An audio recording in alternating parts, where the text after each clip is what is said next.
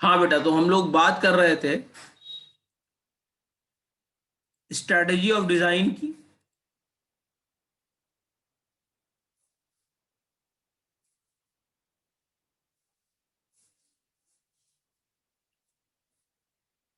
तो जो अच्छी सिस्टम डिजाइन होती है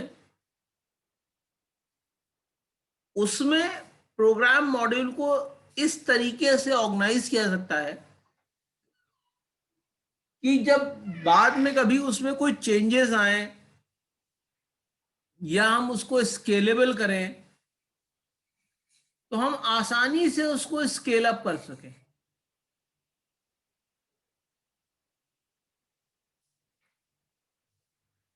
मींस अगर हम उसमें कोई नई फंक्शनैलिटीज डालना चाहें तो हम आसानी से उसमें फंक्शनैलिटीज डाल लें।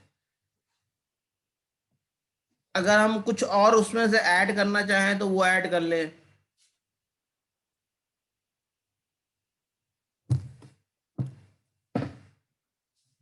तो ये आपकी अच्छी डिजाइन्स के बारे में माना जाता है। आसानी से डिटेक्ट कर सके कि कहां पे हमको चेंजेस करना है। दूसरी, ये चीज हमेशा ध्यान में रख के चलनी चाहिए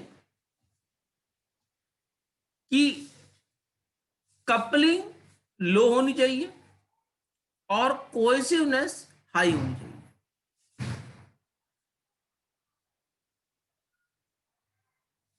तभी आप इसको सही तरीके से डिजाइन कर पाएंगे। स्ट्रक्चर डिजाइन टेक्निक आपको मदद करेंगे कि आप कॉम्प्लेक्स से कॉम्प्लेक्स प्रोग्राम को भी आसानी से डिजाइन कर पाए और इस तरीके का बना पाए कि आप उसको आसानी से यूज कर सकें for future design, for current design, किसी भी डिजाइन के लिए आप उसको आसानी से इस्तेमाल कर सकें। क्लियर है बेटा?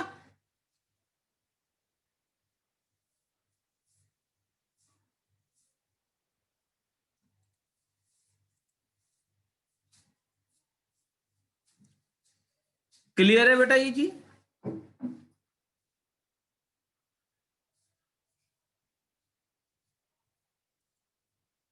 आवाज आ रही है बेटा?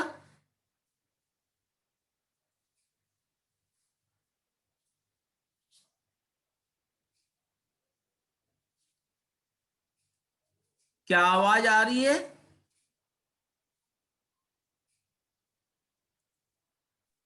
Yes sir. तो ये क्लियर है बेटा? Yes sir. Always create instruction for the developers. Means ये मैनेजर पॉइंट ऑफ व्यू से है कि जब भी आपके अंदर तमाम सारे लोग हो तो analyst always create instruction for developers कि कैसे कोड को लिखना है, कितने पीसेस में कोड को डिवाइड करना है और इसके फॉलोइंग कुछ रीजंस हैं। पहला,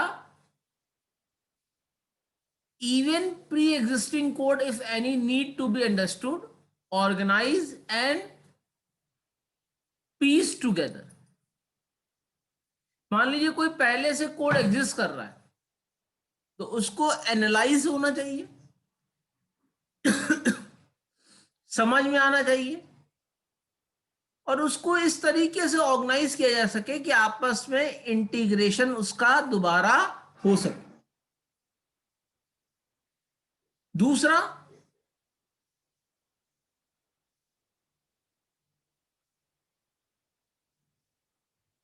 यह भी बहुत कॉमन है कि प्रोजेक्ट टीम कुछ ऐसे कोड्स को राइट करे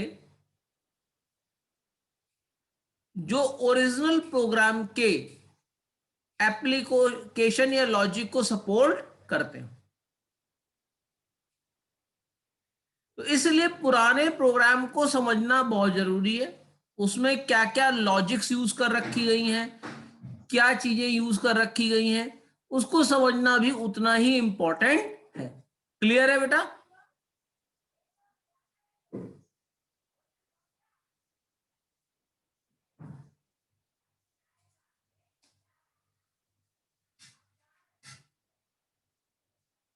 क्लियर है? Yes, sir. The number of level of component in the structure is called depth, and the number of component across the horizontal section is called width. जितने number of component आप down the series जानते रहेंगे तो वो उसकी depth कहलाएगी, और जितने आपके विथ में एक्सपैंड होते रहेंगे फंक्शंस वो आपकी विथ कहलाएगी. The number of component which control a set component is called fan in, and the number of incoming edge to the component, मतलब जितने भी चीजें हमारा कंपोनेंट कंट्रोल करेगा उसको कहेंगे फैन इन. मतलब मान लीजिए मेरा ए कंपोनेंट है, ये इस कंपोनेंट को भी कंट्रोल कर रहा है, इस कंपोनेंट को भी कंट्रोल कर रहा है, इस कंपोनेंट को कर रहा है, तो उसको हम कहेंगे फैन इन. और जो कंपोनेंट कंट्रोल्ड हो रहा है किसी मॉड्यूल से उसको कहेंगे फैन आउट.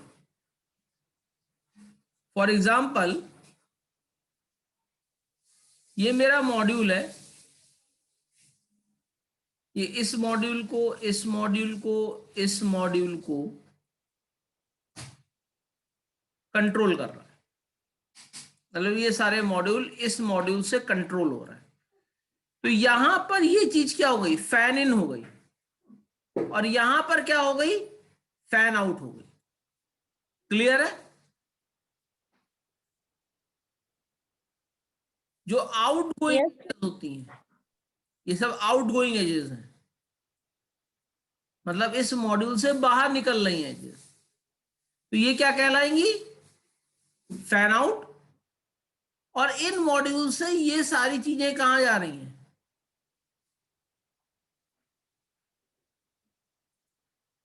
अंदर की तरफ जा रही हैं, तो इसको कहेंगे फैन इन. क्लियर है?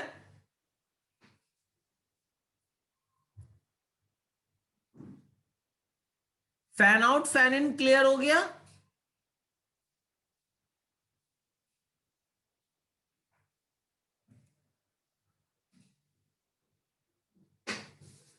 फिर से समझा दे रहा हूं. जैसे मान लीजिए एक मेरे पास मॉड्यूल था ये, और फिर मेरे पास कुछ और मॉड्यूल्स हैं,